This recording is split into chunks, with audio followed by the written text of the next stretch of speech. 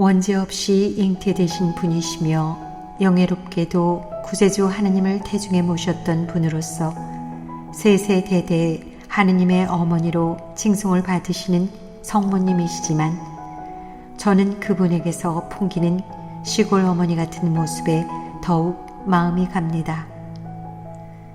그저 자식 걱정으로 여념없는 고향에 계신 우리들의 어머니 같은 느낌 말입니다. 제게 있어 성모님은 언제나 편안하고 따뜻한 분이셨습니다. 자상하고 다정다감한 분이셨습니다. 제가 극심한 고통으로 아파할 때 함께 아파하시던 분이셨습니다. 제가 시면의 슬픔으로 울고 있을 때 토닥토닥 등 두드려 주시는 분이셨습니다. 제가 갈 길 잃고 방황할 때 조용히 다가오셔서 함께 길을 걸어주시던 동반자셨습니다. 성모님의 한평생은 침묵과 기도, 순명과 충실로 아름답게 수놓아졌습니다. 처녀 잉태라는 그 감당하기 힘겨운 사건 앞에서 그분은 그저 예, 주님의 뜻이라면 그래야지요 라며 고개를 끄덕이셨습니다. 헤로데의 박해를 피해 이집트로 떠나라는 성령의 음성에 아무 소리 없이 떠나셨습니다. 이제 그만 되었으니 고향으로 돌아가라는 하느님의 지시에 단 한순간도 지체하지 않으셨습니다.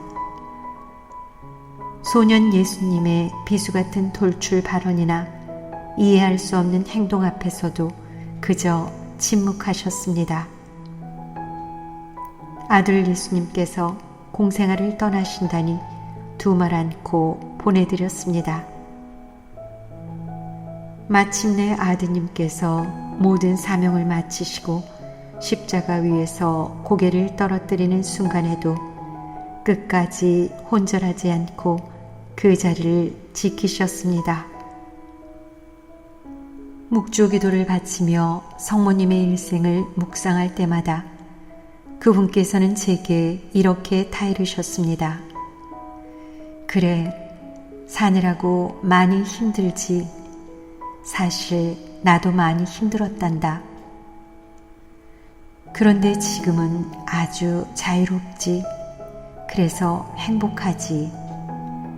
자유로워지는 비결은 그리 어렵지 않단다. 단순해지는 것, 겸손해지는 것, 나를 버리는 것, 하느님만 생각하는 것, 모든 고뇌를 자비하신 하느님 손에 맡기는 것, 바로 그것이란다. 우리 가톨릭 교회가 조금은 과하다 싶을 정도로 성모님을 존경하고 사랑하는 이유는 무엇일까요? 다른 무엇에 앞서 그분은 너무나도 탁월한 신앙인으로서의 모델이요 이정표이기 때문입니다. 우리가 성모님을 공경하는 이유는 특별한 기적을 되풀이하는 능력의 여신이어서가 절대 아닙니다. 우리의 잡다한 소원들을 원없이 채워주는 완벽한 해결사여서도 아닙니다. 우리를 황홀한 신비로 이끌어주시는 묘한 분이어서도 아닙니다. 그보다는 성모님의 흔들리지 않는 굳건한 신앙을 칭송합니다. 칠흑 같은 암흑 속에서도 하느님 아버지의 뜻만을 추구했던 빛나는 믿음을 찬양합니다. 한결같은 자세로 아버지의 뜻만을 추구했던 충실성을 공경합니다. 예수님을 잉태하셨을 뿐 아니라 동시에 하느님의 말씀을 잉태하신 분이기에 존경합니다. 하느님의 말씀이 자신 안에 성장할 수 있도록 늘 자신을 비워냈던 분이라서 사랑합니다.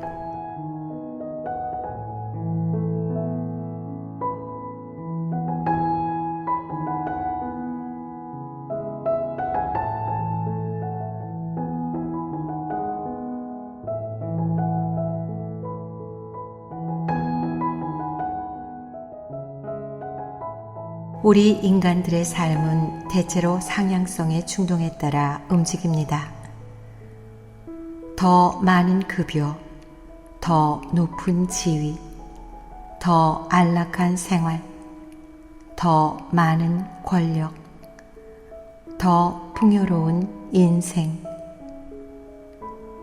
그러다 보니 작고 소박한 삶이라든지 겸손하고 청빈한 생활의 가치에 대해서는 말도 꺼내기 어려워집니다. 상향성이라는 또 다른 우상 숭배에 젖어 살아가고 있는 것입니다. 그러나 하느님께서 본질적으로 지니고 계시는 속성은 철저하게 하향성입니다. 예수님의 공생 아래서 확인할 수 있듯이 하느님께서는 높은 곳에서 맨 밑바닥으로, 승리에서 패배로, 부유함에서 가난함으로, 삶에서 죽음으로 움직이셨습니다. 예수님 사목활동의 정점에는 자신의 무력함을 기꺼이 수용하는 것, 그 무력한 가운데에서 하느님 아버지의 무한한 사랑을 발견하는 과정, 즉 철저한 겸손이 자리 잡고 있었습니다. 은혜롭게도 하느님께서는 그냥 편하게 하느님으로 계시지 않고 때로 질퍽질퍽한 진흙탕 같고 때로 악다구니가 끊이지 않는 전쟁터같이 소란한 이 땅에 내려오셨습니다. 참으로 놀라운 하느님의 겸손 앞에 인간 측의 응답이 요구됩니다. 그 응답을 다른 말로 표현하면 성화의 길이요 영성생활이 될 것입니다. 성화의 길이란 인간이 되신 하느님의 지극한 겸손에 호응하는 일, 하느님께로 발돋움하는 일, 다시 말해서 하느님을 닮기 위해 노력하는 일일 것입니다. 질그릇처럼 깨지기 쉬운 나약한 우리 인간이지만 각자의 그릇 내면을 그리스도의 현존으로 가득 채우는 일입니다.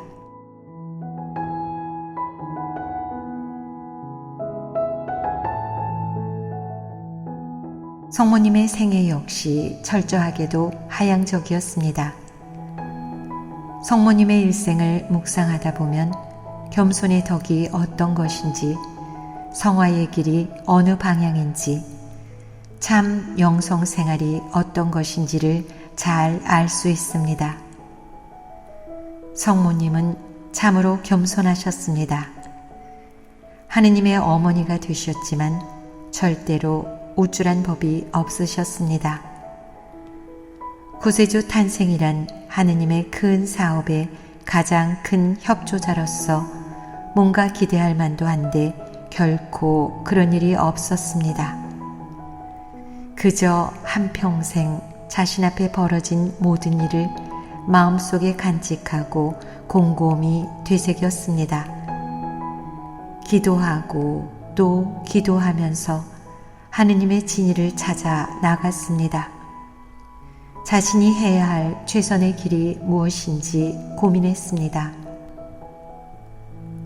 성모님께서 지니셨던 겸손의 덕은 복음서 몇 군데에서 그 흔적을 찾아볼 수 있는데, 특히 사촌 엘리사벳을 방문한 뒤 부른 마리아의 노래에서 확인할 수 있습니다. 4세기경 밀라노에서 활동했던 교부 성 암브로시오는 마리아의 노래가 성모님의 완벽한 겸손을 가장 잘 드러내는 찬가라고 강조했습니다. 내 영혼이 주님을 찬송하고 내 마음이 나의 구원자 하느님 안에서 기뻐 뛰니 그분께서 당신 종의 비천함을 굽어보셨기 때문입니다. 마리아는 노래 서두부터 철저하게 자신을 낮춥니다. 아니, 자기 자신의 신원을 정확히 파악하고 있습니다. 자신은 찬미를 받을 자격이 조금도 없는 존재이다. 자신은 태생적으로 종이며 본질적으로 피조물이다. 그런데 주인이신 하느님께서 종인 자신을 굽어보셨다라고 말입니다. 마리아는 하느님의 그 굽어보심은 자신이 잘나서가 아니라 그분 자비의 시선 때문임을 명확히 인식하고 있었습니다. 이제부터 과연 모든 세대가 나를 행복하다 하리니 전능하신 분께서 나에게 그일을 하셨기 때문입니다. 마리아는 겸손을 가장하지도 않았으며 하느님이 주신 선물을 거절하지도 않았습니다. 동시에 자신을 스스로 값진 보물로 여기거나 신데렐라처럼 생각하지도 않았습니다. 너무나도 과분하고 크신 하느님의 은총 앞에 두려워 도망가지도 않았습니다. 마리아는 앞으로 자신에게 다가올 영광과 위대함이 모두 자신에게서가 아니라 하느님으로부터 오는 선물이라는 것을 미리부터 잘 알고 있었습니다.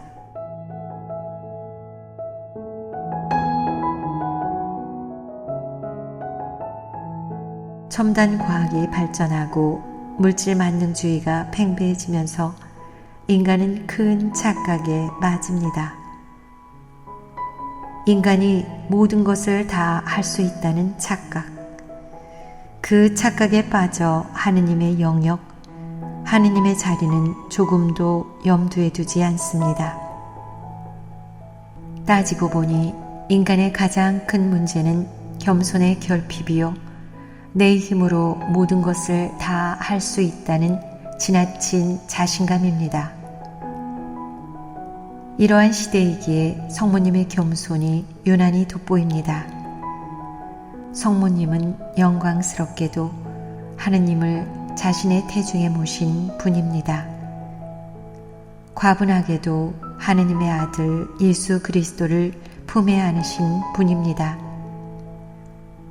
장차 구세주의 어머니로 살아가며 누리게 될 세속적 영예나 특권에 대한 기대도 할 수 있었을 것입니다.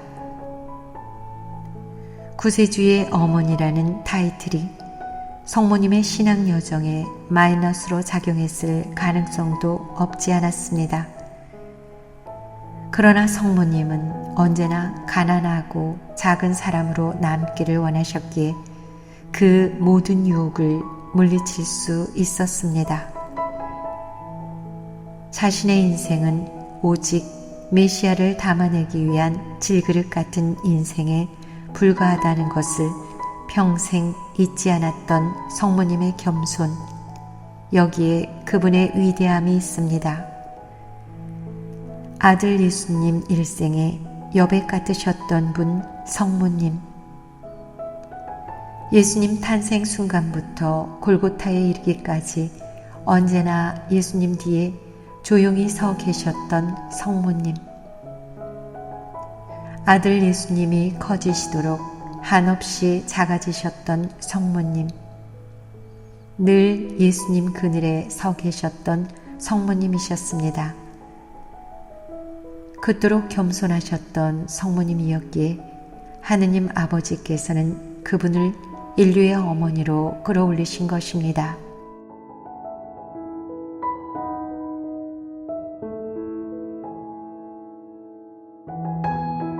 성인치고 겸손의 덕을 갖추지 못한 성인은 없습니다. 바람직한 덕행의 모습은 스스로 떠벌리지 않아도 세상 사람들 앞에 자연스럽게 드러나는 덕입니다. 아무리 높은 덕행의 경지에 올랐다 할지라도 스스로 떠벌리고 다닌다면 그것은 이미 덕이 아니라 마케팅에 불과합니다. 성모님을 참으로 사랑했던 베르나르도 성인은 겸손의 덕을 몸에 익히기 위해 스스로 작은 규칙을 하나 만들었다고 합니다. 그는 새벽에 눈을 뜨면 제일 먼저 제가 모든 사람 중에 가장 큰 죄인입니다 라고 외쳤다고 합니다. 그리고 틈만 나면 자신의 죄를 형제들 앞에서 있는 그대로 고백했다고 합니다. 뿐만 아니라 누군가 자신의 결점에 대해 말하면 모욕을 준다 하더라도 원망하지 않고 고마운 마음으로 받아들였다고 합니다. 겸손의 덕은 예수님과 성모님께서 우리에게 몸소 보여주신 덕행이며 그리스도교 안에서 으뜸가는 덕행입니다. 참된 겸손은 인간으로부터 시작되지 않고 하느님의 자비로부터 시작됩니다. 참된 겸손은 하느님께서 나를 극진히 사랑하심을 인식함에서 시작됩니다. 참된 겸손은 그 사랑에 힘입어 내가 하루하루 살아감을 고백함에서 시작됩니다. 참된 겸손은 하느님을 떠나 있다면 나는 아무것도 아님을 깨닫는 데서 시작됩니다. 참된 겸손은 내가 매일 하느님으로부터 주어지는 헤아릴 수 없이 많은 축복과 은총 속에 살아가고 있음을 인정함에서 시작됩니다.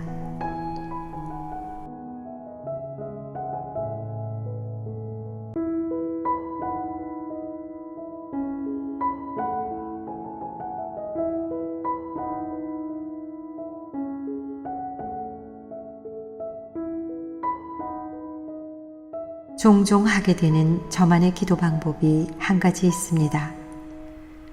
아무도 찾지 않는 시간, 특별한 생각 없이 불쑥 성당문을 열고 들어가 성체 앞에 앉아 있는 것입니다. 과거에 했던 기도 방식대로 뭔가 집요하게 졸라댄다거나 어떻게 제게 이럴 수 있냐며 따지지도 않습니다. 제 비참함, 심각한 죄, 어두움을 속속들이 알고 계시는 주님이시기에 일일이 보고하지도 않습니다. 그저 한마디만 말씀드리고 자리에 앉습니다. 주님, 오랜만에 주님과 단둘이 있으려고 제가 왔습니다. 좀 앉아있다 가겠습니다. 그리고 침묵 가운데 그분을 바라보며 혹시라도 그분께서 말씀하시면 감사히 듣습니다. 특별한 메시지가 없어도 상관하지 않기로 했습니다. 그분 앞에 단둘이 말없이 마주 앉아 있는 시간 자체에만 의미를 두기로 했습니다. 침묵 기도를 거듭할수록 침묵이 얼마나 가치 있고 의미 있는 행위인지를 새삼 깨닫습니다. 장맛비가 온 다음 흙탕물이 가라앉아야 연못 속의 비단잉어를 뚜렷이 볼 수 있듯이 침묵을 통해 우리 마음이 정화되어야만 하느님의 음성을 들을 수 있고 하느님의 뜻을 깨우칠 수 있습니다. 침묵하는 가운데 그간 발생했던 크고 작은 사건 안에서 굳건히 현존해 계셨던 하느님의 자치를 인식하게 됩니다.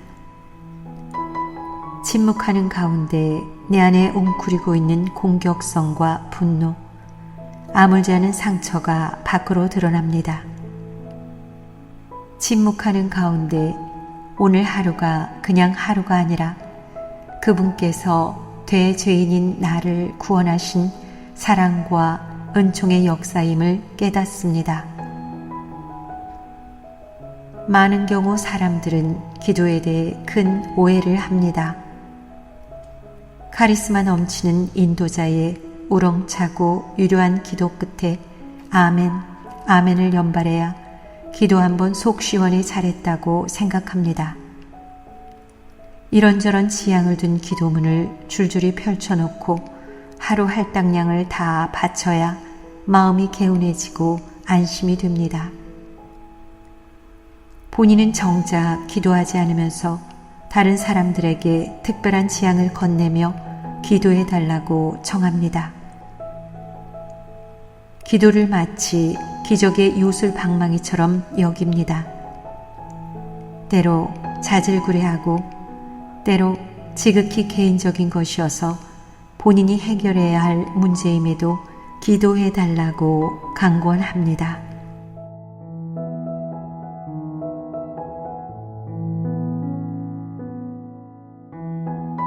이런 우리가 바라봐야 할 기도의 모델이 계십니다. 침묵 기도의 달인이신 성모님이십니다. 복음서에 등장하는 성모님 관련 일화들을 종합해보면 그분은 한마디로 침묵하고 기도하는 사람이었습니다. 특히 가브리엘 천사의 주님 탄생 예고 앞에서 마리아가 보인 일관된 자세는 침묵과 기도였습니다. 얼마나 두렵고 떨리는 하느님의 초대였습니까? 동시에 얼마나 은혜롭고 감지덕지한 초대였습니까?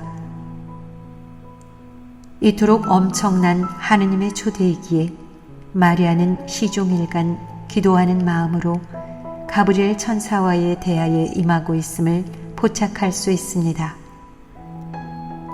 보십시오. 저는 주님의 종입니다. 말씀하신 대로 저에게 이루어지기를 바랍니다. 라는 마리아의 응답.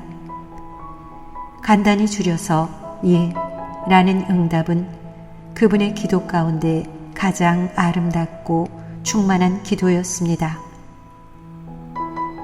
가브리엘 천사가 마리아에게 전달한 것은 명령이 아니라 초대였습니다. 마리아는 어렸지만 온전한 자유의지를 지닌 한 인격체였습니다. 당연히 천사의 초대장을 거부할 수도 있었습니다. 그러나 마리아는 예 라고 응답했습니다. 참으로 놀라운 예였으며 위대한 예였습니다. 마리아의 응답과 관련해서 우리가 눈여겨봐야 할 것은 그분의 예가 주님 탄생 예고 때 단 한 번만 이루어진 것이 아니라 한평생에 걸쳐 지속되었다는 것입니다. 베들레헴의 초라한 마국간 출산 앞에서도 그분의 대답은 예였습니다. 헤로데의 박해를 피해 이집트로 피신하라는 정갈 앞에서도 그분의 대답은 지체 없는 예였습니다. 예수님으로 인해 겪은 다양한 이해하지 못할 사건들 앞에서도 그분의 대답은 항상 예였습니다.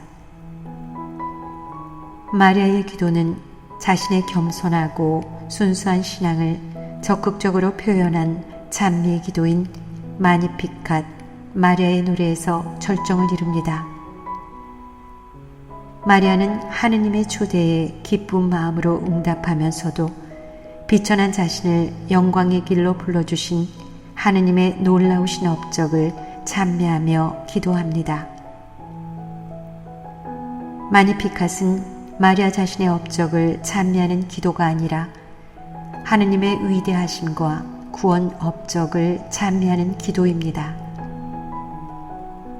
마니피캇 안에서는 그리스도인이 어떤 자세로 기도해야 하고 어떤 태도로 신앙생활을 해야 하며 어떻게 이 세상을 살아가야 하는지가 잘 드러나 있습니다. 따라서 마니피캇은 모든 그리스도인들이 바치는 기도의 모델이자 이정표가 되고 있습니다.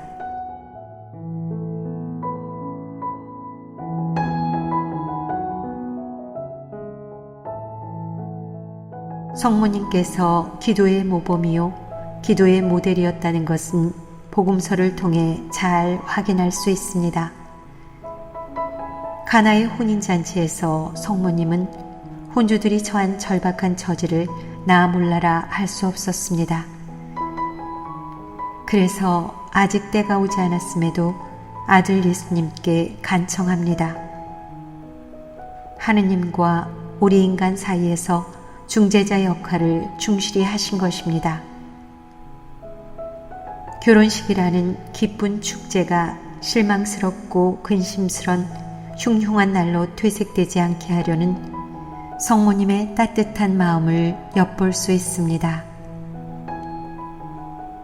절박한 처지에 내몰린 한 인간을 위해 예수님께 탄원 기도를 올리시는 성모님의 모성애를 가나에서 발견할 수 있습니다. 아기 예수님을 잉태 후 사촌 엘리사벳을 방문하신 성모님을 통해 우리는 그분이 기도도 열심히 하셨지만 기도 못지않게 일도 하시고 기도와 삶을 조화롭게 자신 안에 통합시키신 분임을 확인합니다. 노산인데다 거의 만삭이 된 엘리사벳의 집에서 성모님은 석 달간 과연 무엇을 하셨을까요? 노산이라 꼼짝 못하는 산모를 위해 매일 할 일이 태산 같았을 것입니다. 빨래며 청소며 식사 준비 등 자질구레한 가사일로 하루 해가 짧았을 것입니다. 성모님께서는 그 모든 일을 기쁜 마음, 기도하는 마음으로 정성껏 해 나가셨을 것입니다.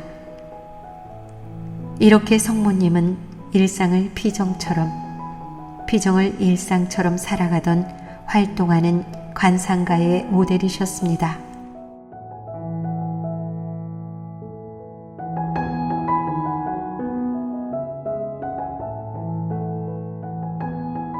성모님의 침묵 기도가 유난히 돋보이던 사건이 하나 있습니다. 예루살렘 성지 순례길에 발생한 일이었습니다. 아무리 찾아봐도 소년 예수님을 찾을 수 없었습니다. 부모는 온갖 걱정 속에 사흘길을 걸어 예루살렘으로 되돌아옵니다. 예루살렘의 한 성전에서 소년 예수님을 발견했을 때 성모님이 소년 예수님에게 묻습니다. 얘야, 우리에게 왜 이렇게 하였느냐? 내 아버지와 내가 너를 애타게 찾았단다. 그때 소년 예수님이 던진 한마디가 성모님의 가슴에 비수같이 날아와 박힙니다. 왜 저를 찾으셨습니까? 저는 제 아버지의 집에 있어야 하는 줄을 모르셨습니까? 정말이지 이해하지 못할 소년 예수님의 말씀 앞에 성모님은 무척이나 당혹스러우셨을 것입니다. 그러나 성모님은 침묵하십니다. 그 말씀을 마음속 깊이 간직하십니다. 성모님은 또다시 자신의 내면을 비워냅니다. 또다시 가장 밑바닥에서 또 다른 신앙 여정을 출발합니다.